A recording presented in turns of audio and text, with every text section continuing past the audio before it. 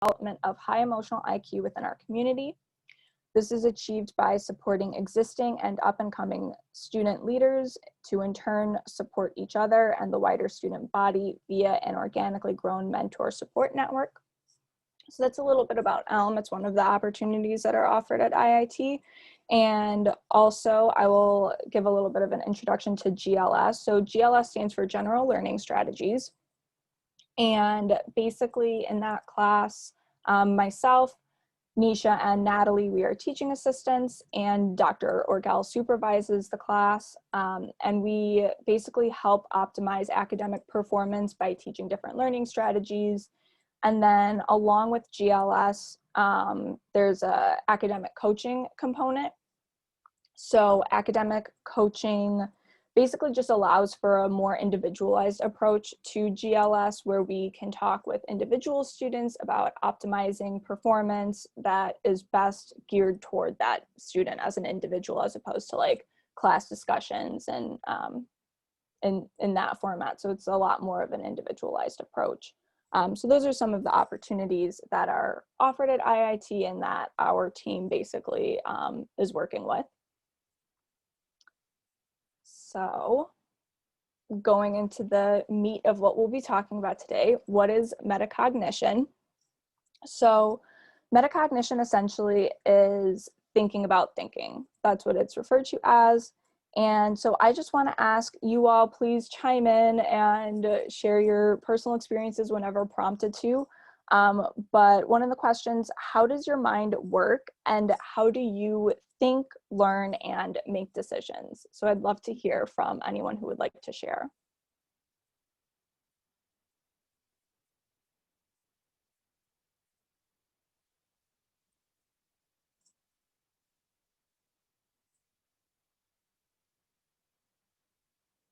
There is no right or wrong answer because it's based solely on your own individual perspective. So how does your mind work? How do you think, learn, and make decisions?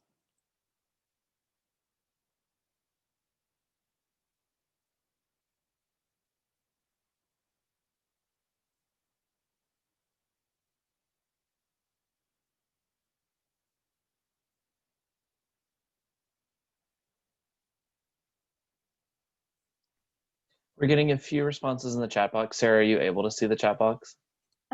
I am not sure. Let me see. Some students are saying trying new things. Some are saying just do it. Some are saying giving decisions time. A lot of planning goes into how I make decisions. Yeah, so I just was able to pull up the chat. Okay. Thank you for letting me know that people are responding in that way. Yeah, so those are all very good. Like, you know, maybe you haven't thought about like how you do things, you just do it. And some of the other, like using information around you to make decisions, that's very important. A lot of planning that goes into your decisions. Again, like some decisions, there are a lot of planning and some people just like do things naturally and it doesn't have a lot of a thought process that goes behind it. So if anyone can answer, type in the chat box who have answered, or if anyone else wants to share, how might this information of like how you approach or like how you think and learn, how might that affect how you approach school?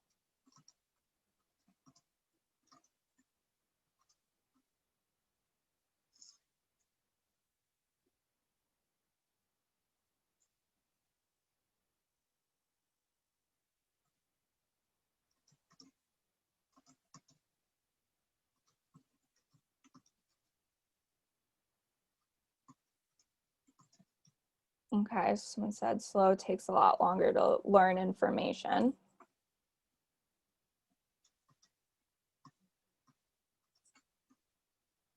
Anyone else want to share?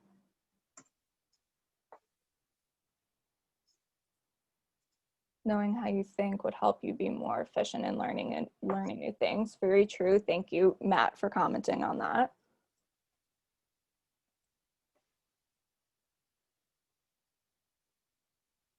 Yeah, so essentially like that's what the question is kind of getting at. Someone's agreeing that like I guess, the main question of like, why is metacognition important? And the answer to that is, the more you understand how you think and learn, the better you can tailor your academic functioning to your strengths. Someone else commented, your perception is who you are, and it is pretty flexible once you learn how to control it. By changing your perception, you may change the path that you take to make a decision. Yeah, very true. Thank you for commenting on that. So we will go into a short video. I am hoping you guys will be able to hear it. I'm going to turn the volume up.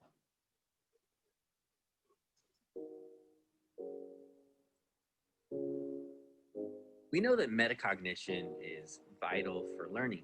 It's what happens when we analyze tasks, set up goals, implement strategies, and reflect on what we're learning. But how does metacognition actually work?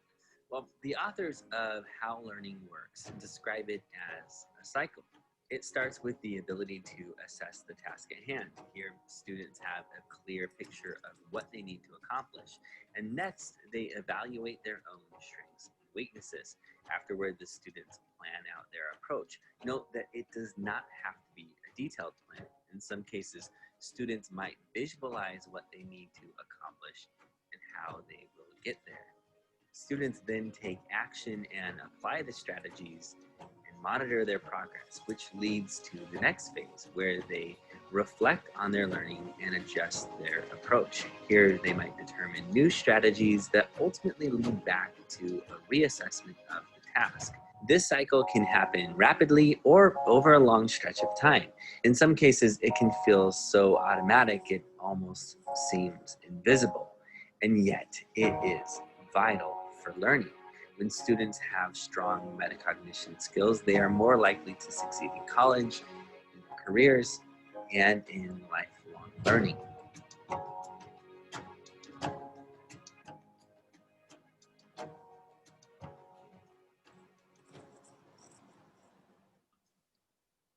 Okay, so I think that summarized quite a bit of what everyone was contributing to the last questions that were asked. So I appreciate everyone's feedback on that. So when looking at like what is intelligence, I'd like you guys to all answer, if you can share, what do you think intelligence is? And what do we mean when we call someone intelligent?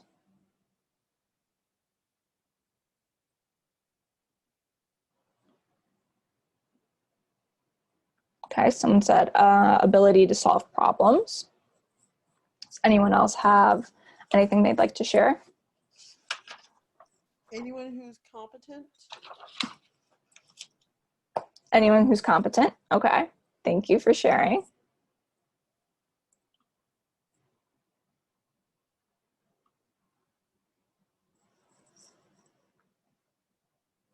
Critical thinking skills.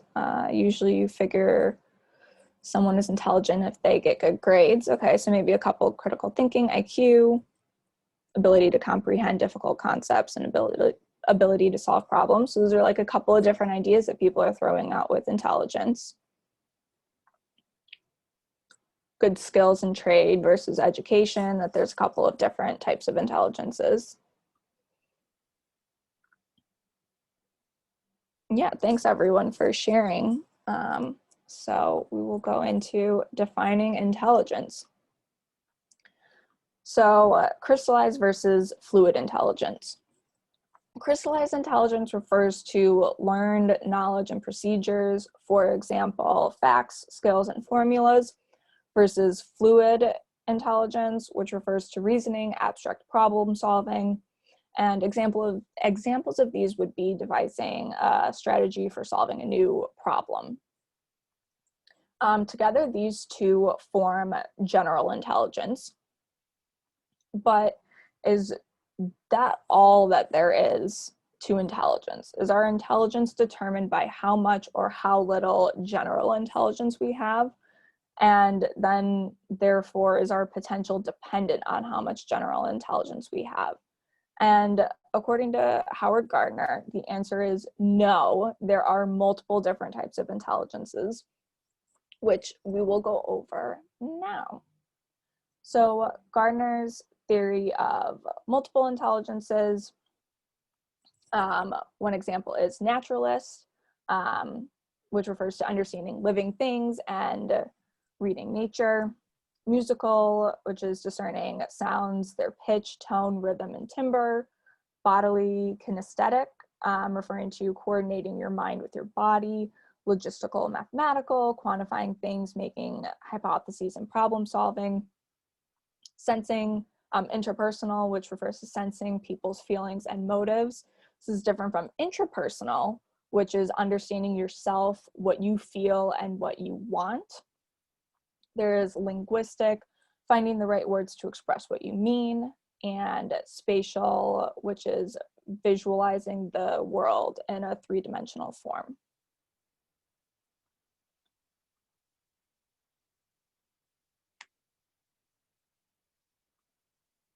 So we will watch another video. So, when you think of intelligence, you normally think of the one intelligence that most people refer to, and that is intellectual intelligence. And Howard Gardner says there are actually multiple types of intelligence, and I'm going to go through them with this video. Now, the first is called logical mathematical intelligence, and this is basically what you think of when you think of intellectual intelligence. This would be stuff like logic, or if you're good at taking tests, you will probably have pretty high logical mathematical intelligence.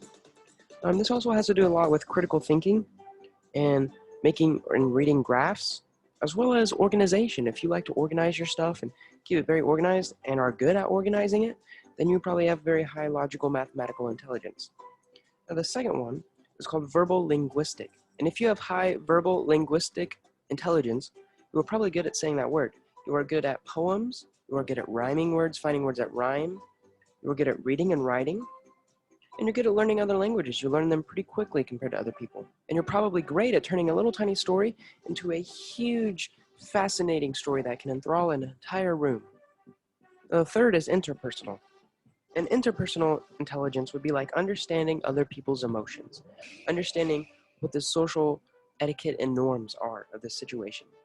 You have to be able to be good at reception to other people's moods and what motivates them. If you are a business administrator and you're good at motivating someone, you probably have pretty high interpersonal intelligence. If you're a good leader or just a manager in general, and you can coordinate work with other people, you are probably really intelligent in this interpersonal field. The fourth is body kinesthetic, which means you are good at handling and maneuvering your own body. You can handle objects skillfully and basically move them around however you want them to, as well as your body. People that are very intelligent in the body kinesthetic field are dancers, actors, soldiers, and even many sports athletes. The fifth is musical intelligence, and this is associated with rhythmic and harmonic music. Being able to interpret sounds, rhythms and tones and pitches, and being able to understand them on a level that most people can't understand. If you're good at this, you could probably compose or at least play an instrument. The next is visual spatial, and this is like basically how well can you visualize something in your mind's eye? How well can you think of something in your mind? And another example of this would be how well can you get through a maze? Can you see in your mind's eye where you're at in the maze or a cornfield? And Gardner went so far as to say that this could even be used as to judging distances, or how well can you read a map? And the next type of intelligence is called intrapersonal intelligence. And this is different from interpersonal intelligence. Intrapersonal intelligence is more about how you understand yourself. Are you self-aware? Do you know what feelings you are feeling, what emotions go through your mind when you're in certain situations? How well can you control your thoughts and actions and feelings in general? Do you know your strengths and weaknesses? And the last, which came out a couple years after Howard Gardner came out with his multiple intelligences theory, is called natural intelligence, naturalistic intelligence. And this has to do with being able to recognize stuff in the real world. Basically, flowers and trees and anything that's living. Hunters and fishermen are pretty intelligent in the naturalistic field. So are chefs and botanists that can grow plants. And basically anyone that is learned in any biological science is pretty intelligent in the naturalistic field. Anyways, my next video is going to be on how you can improve these, how you can become a better person. Okay, so moving on from that and looking into learning strategies, it's important to look at how learning styles link to intelligences. So based on your intelligence, your learning style may differ. And so some of the examples of learning styles are on the presentation slide right now. So I'd like to hear from anyone who would like to share maybe what your personal learning style is from any of these that are listed, or if you have a different learning style that you utilize, just to share that with everyone.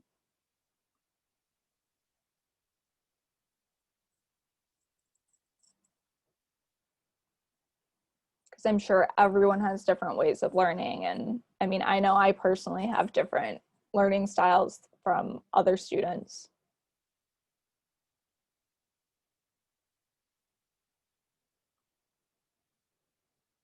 Hands-on learning, combination, it depends.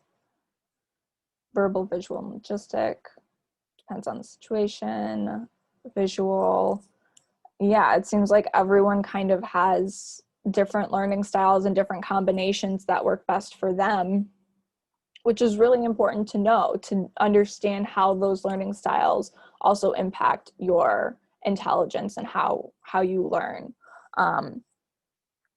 So thank you everyone for sharing what your learning style is that works best for you. And looking into growth versus fixed mindsets. And I think I will just play the video. We won't go over specifically all of this. The video talks about a lot of what is talked about in that image. So.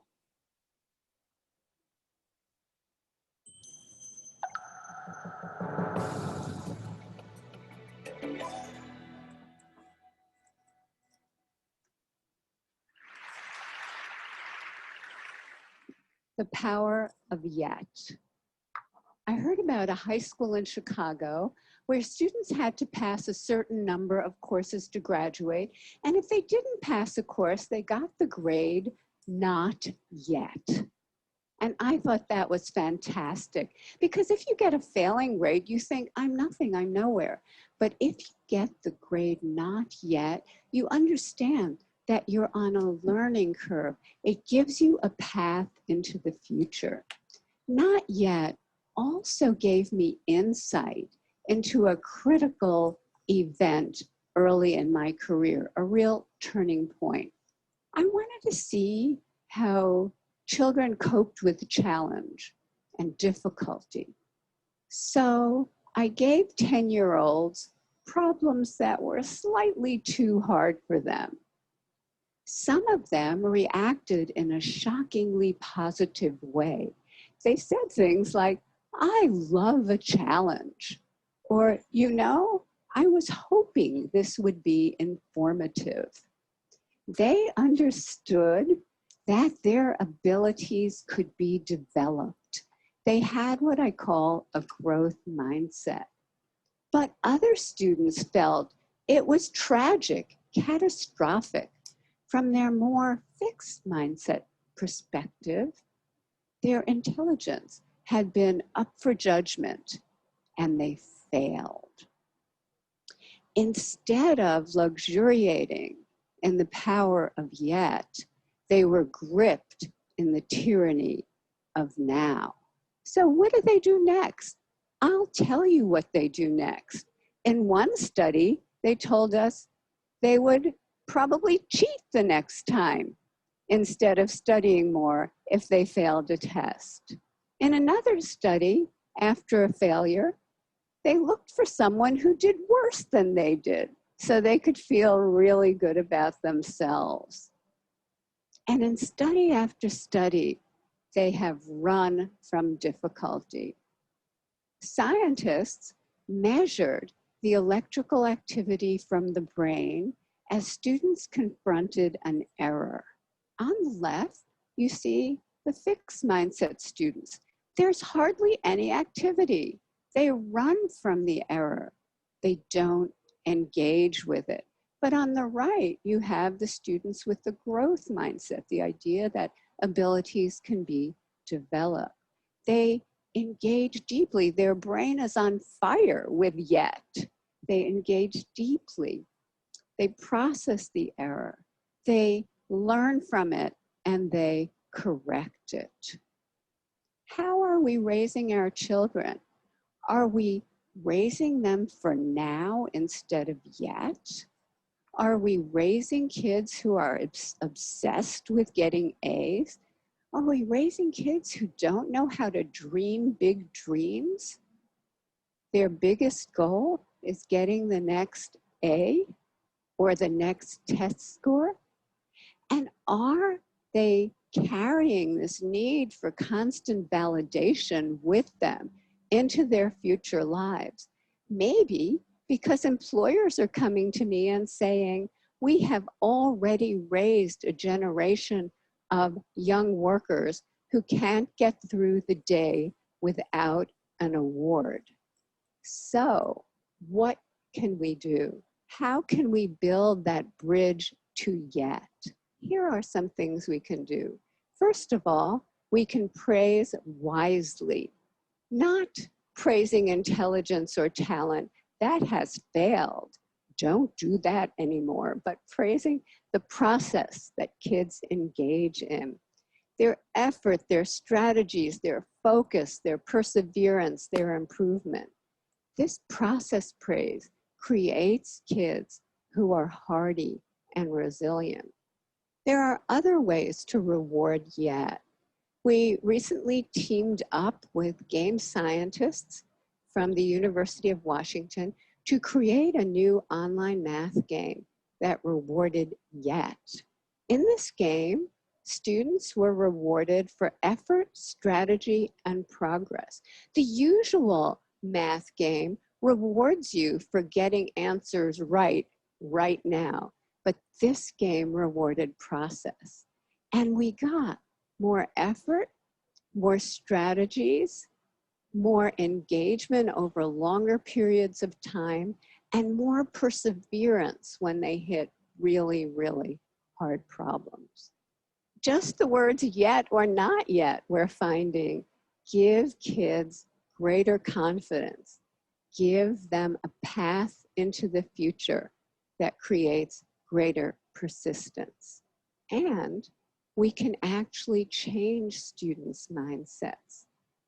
In one study, we taught them that every time they push out of their comfort zone to learn something new and difficult, the neurons in their brain can form new, stronger connections, and over time, they can get smarter. Look what happened. In this study, students who were not taught this growth mindset continued to show declining grades over this difficult school transition. But those who were taught this lesson showed a sharp rebound in their grades. We have shown this now, this kind of improvement, with thousands and thousands of kids, especially struggling students. So let's talk about equality. In our country, there are groups of students who chronically underperform. For example, children in inner cities or children on Native American reservations. And they've done so poorly for so long that many people think it's inevitable. But when educators create growth mindset classrooms steeped in yet, equality happens. And here are just a few examples. In 1 year, a kindergarten class in Harlem, New York, scored in the 95th percentile on the National Achievement Test. Many of those kids could not hold a pencil when they arrived at school. In 1 year, fourth grade students in the South Bronx, way behind, became the #1 fourth grade class in the state of New York on the state math test. In a year to a year and a half, Native American students in a school on a reservation went from the bottom of their district to the top. And that district included affluent sections of Seattle. So the Native kids outdid the Microsoft kids. This happened because the meaning of effort and... Okay, sorry, I have to stop that just so that we had a little bit of time to talk at the end. So I hope you guys were able to see the differences between a fixed mindset and a growth mindset in that video, and how much more beneficial growth mindset is in reaching higher levels of achievement, and how that can help to improve performance. And are there any questions that anyone has from any of the information that was covered today, or anything that anyone would like to share?